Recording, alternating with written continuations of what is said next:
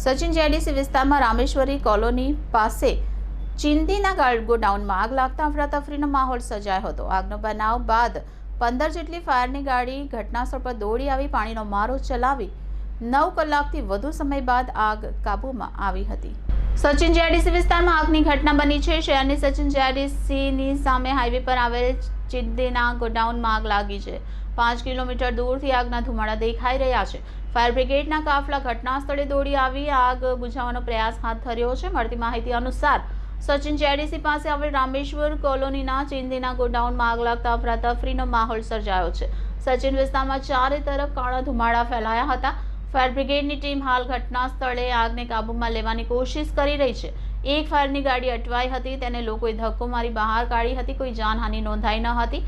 15 થી વધુ ફાયરની ગાડીઓ ઘટના સ્થળ પર ખડકી દેવામાં આવી છે અને સતત પાણીનો મારો ચલાવી આગને કાબૂમાં લેવા પ્રયાસ હાથ ધરવામાં આવ્યા છે। સદનસીબે આજે હોળીની રજા હોવાથી કંપનીમાં કોઈ હાજર ન હતું, જેથી કોઈ જાનહાનિ થઈ ન હતી।